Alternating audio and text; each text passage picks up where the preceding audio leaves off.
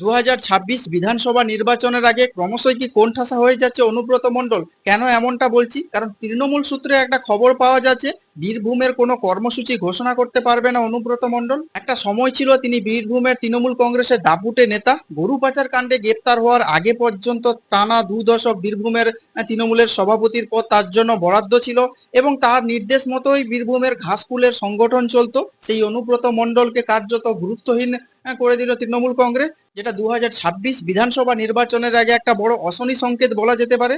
শাসক দলের এক সূত্র থেকে জানা গিয়েছে সোমবার দুপুরে ঘাসফুল শিবিরের এক শীর্ষকর্তা ফোন করেন অনুব্রত মণ্ডলকে এবং জানিয়ে দেন তিনি দলের কোনো কর্মসূচি ডাকতে পারবেন না। এখন থেকে তাকে কোর কমিটির কথা শুনেই চলতে হবে। বীরভূমের তৃণমূলের যে কোনো মিটিং মিছিল ডাকবেন কোর কমিটির সদস্য তথা জেলার চেয়ারপারসন আশিস বন্দ্যোপাধ্যায়। অনুব্রত মণ্ডল যে সময় জেলবন্দী হয় সেই সময় তৃণমূল কংগ্রেসের সাংগঠনিক রদবদল হয় এবং সেই রদবদলে বিভিন্ন জেলার সভাপতির নাম উল্লেখ করা হলেও বীরভূমে কাউকে সভাপতি করা হয়নি, বরং বীরভূমের সংগঠন চালানোর দায়িত্ব দেওয়া হয় কোর কমিটিকে। বিধানসভার ডেপুটি স্পিকার আশিস বন্দ্যোপাধ্যায়কে ওই জেলায় দলের চেয়ারপারসন করে তৃণমূল কংগ্রেস। অনুব্রত মণ্ডল জামিন পেয়ে ফিরে আসেন বোলপুরে এবং তার অনুগামীরা ভেবেছিলেন আবার হয়তো অনুব্রত মণ্ডলকে বীরভূমের তৃণমূলের রাজ করা শুরু করবে, কিন্তু বাস্তবে সেই পরিস্থিতি তৈরি হয়নি, বরং কোর কমিটির বহাল থাকে। সেখানে একজন সদস্য হিসাবে নিযুক্ত করা হয় অনুব্রত মণ্ডলকে। দলের কর্মসূচি বা কোর কমিটির বৈঠক ডাকতে দেখা যায় তাকে। যদিও এই সময়ের মধ্যে বারবার তার সঙ্গে কাজল শেখের দ্বন্দ্বের বিষয়টি সামনে চলে আসতে থাকে। কাজল শেখ বীরভূম জেলা পরিষদের তৃণমূল পরিচালিত বোর্ডের সভাপতি। অনুব্রত মণ্ডলের অনুপস্থিতিতে বীরভূমের তৃণমূলের সংগঠন নিজের ভিত অনেকটাই মজবুত করে ফেলেছে কাজল শেখ। সেই কারণে অনুব্রত মণ্ডল ফিরতেই তার সঙ্গে বারবার দ্বন্দ্ব দেখা গিয়েছে। কখনো তার সঙ্গে এক মঞ্চ থাকা নিয়ে এড়িয়ে গিয়েছে কেষ্টমণ্ডল, আবার কখনো অনুব্রত মণ্ডলের অনুগামীদের একাংশকে নিয়ে প্রকাশ্যে বৈঠক করেছেন এবং রাজনৈতিক বার্তা দিতে দেখা গিয়েছে এই কাজল শেখকে। এই পরিস্থিতিতে ভাইরাল হয়ে যায় বোলপুর থানার আইসি লিটন হালদারের সঙ্গে অনুব্রত মণ্ডলের ফোনের কল এবং সেখানে আইসিকে গালিগালাজ এবং আইসির মা এবং স্ত্রীর সম্বন্ধে কটূক্তি করতে শোনা যায়। শুরু হয় রাজনৈতিক বিতর্ক। পুলিশ মামলা দায়ের করে অনুব্রত মণ্ডলের বিরুদ্ধে এবং তৃণমূলের তরফে ক্ষমা চাইতে বলা হয় একদা এক সময় তৃণমূলের বর্ষিয়ান নেতা অনুব্রত মণ্ডলকে। তিনি তাও চেয়ে নেন, সঙ্গে সঙ্গে চক্রান্তের অভিযোগ করেন।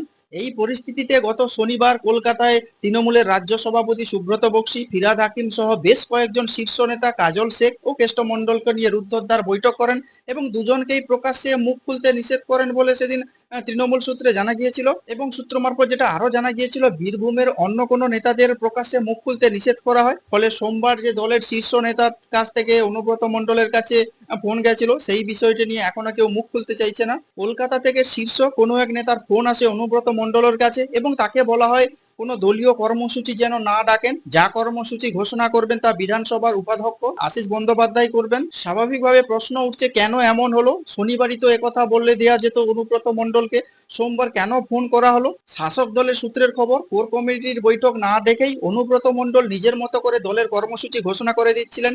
এই নিয়ে আপত্তি তুলে সরব হয়েছিলেন কাজল শেখ। তাই শনিবারের বৈঠকে অনুব্রত মণ্ডলকে বার্তা দেওয়া হয় এবং অভিযোগ তারপরেও নাকি অনুব্রত মণ্ডল দলীয় কর্মসূচি ঘোষণা করেন। 25শে জুন বীরভূম জেলা কমিটির বৈঠক ডেকেছেন বলে অনুব্রতর নাম লিখে দলীয় হোয়াটসঅ্যাপ গ্রুপে পোস্ট করে দেওয়া হয়। এই খবর শীর্ষ নেতৃত্বের কাছে পৌঁছাতেই অনুব্রত মণ্ডলের কাছে ফোন আসে এবং সেখানে তাকে আশিস বন্দ্যোপাধ্যায়ের নির্দেশ মেনে চলার কথা বলা হয়। রাজনৈতিক মহল মনে করছে আগামী বছর বিধানসভা নির্বাচন, তার আগে বীরভূমের কোন্দল থামানোই চ্যালেঞ্জ এখন তৃণমূলের শীর্ষ নেতৃত্বের কাছে। পরিচিত আশিস বন্দ্যোপাধ্যায়ের উপর ভরসা রেখেছে তৃণমূল কংগ্রেস, যাতে দু পক্ষকেই নিয়ে ভোটের আগে সংগঠন চালানোর কাজ চালিয়ে যেতে পারে তৃণমূল কংগ্রেস। কিন্তু 26-এর বিধানসভার আগে বা 26-এর বিধানসভা নির্বাচনে সেই উদ্দেশ্য কতটা হবে সেটা ভবিষ্যৎ বলবে। তবে কাজল শেখ এবং কেষ্ট মণ্ডলের মধ্যে যে দ্বন্দ্ব, সেই দ্বন্দ্ব ক্রমশ প্রকাশ পাচ্ছিল এবং তৃণমূল কংগ্রেসের তরফ থেকে সেটাকে চাপা দেওয়ার চেষ্টা করা হয়। আপনারা কি বলবেন যে আগামী 26-এ বিধানসভা নির্বাচন, সেই বিধানসভা নির্বাচনের অনুব্রত মণ্ডল এবং কাজল শেখ তৃণমূল কংগ্রেসের কাজে খুবই গুরুত্বপূর্ণ এবং গোষ্ঠী কন্দল থামাতে দুজনকেই পরামর্শ দেওয়া হয়েছে। আপনারা যদি এইসব বিষয় নিয়ে কোনো কিছু বলতে চান তাহলে অবশ্যই কমেন্টস করতে পারেন। আর নজর রাখুন চিন্তা টিভি।